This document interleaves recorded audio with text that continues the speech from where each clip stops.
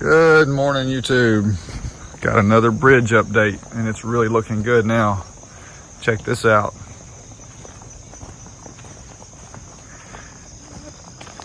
So we had it turned a little too much.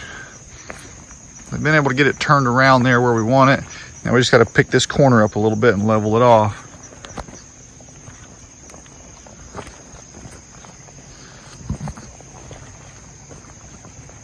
I've got this side over here leveled nicely.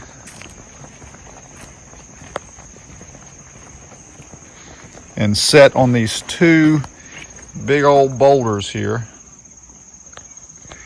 And the road goes right on up the hill there.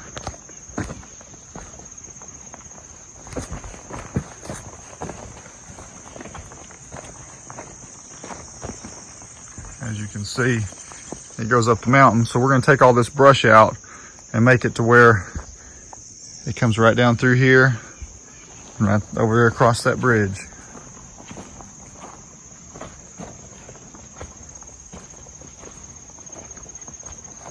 And as you can see now, it's a nice straight shot right on over through there. So I guess this side right here is down a little bit, so we're gonna have to tweak it just a smidge to get it where it's a nice level shot. See, we dropped a log in here, laying all the way across there to start getting some rocks stacked up against it, just to kind of catch the rocks. As they get stacked in there and settled in, they'll stay once that log is rotted out. But that way it keeps debris from getting down into the creek, so we don't want a debris issue. But check this out over here. Dropped a couple of oak trees. I can smell the oak. Yeah.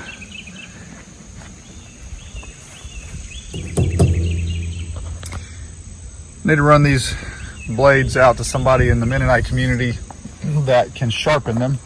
We're gonna have to get a few more. But this is the sawmill.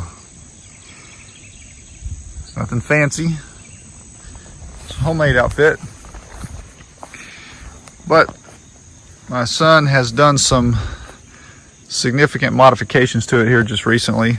One of the problems we were having was the electric motor pulled more juice from the battery than the charging system in that Predator was putting into it. So it would end up going dead where you couldn't raise and lower it. The motor, the electric motor that came on it, was too small and it burned up very quickly. So he bought a ATV winch, 2,500 pounds, did some modifications, some machine work to it, and mounted it on there. And it works really well. It is a little bit slow raising and lowering, but it works good. Then he bought a one-wire alternator that you can see right there, made up this bracketing system and mounted that on there. The engine had a second pulley on it anyway, so it was easy enough to mount it in there. The downside to running it off the backside is it's only going to be charging when you're cutting, as compared to running it off the front side, so that it's charging the whole time that the engine's running. But I think this is going to work great, just like it is. And as you can see, we don't have it hooked up at the moment, but this system right here, there's a can that rides up on that fender. You can put a little bit of diesel in it, or you can put water in it.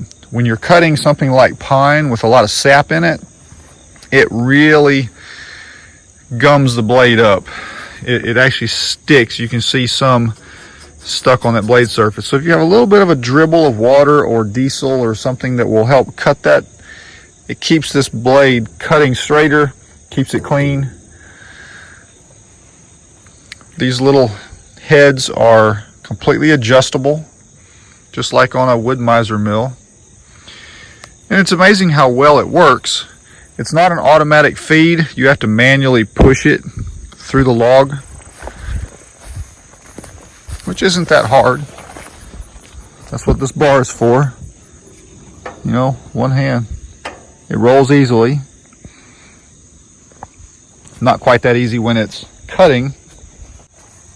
This is the, I don't know what you call it, but that's the keeper that keeps the log from rolling off of the adjustable, I don't know, log bunk, I guess you call it, on this other side over here. This is adjustable height-wise. You just reach in there and turn that. You can raise and lower this to butt your log up against it. You gotta be careful not to get into it. You can see at some point in the past, somebody has ruined a blade or two right there. It's fairly simple to level it. You just got 4 jacks, one on each corner.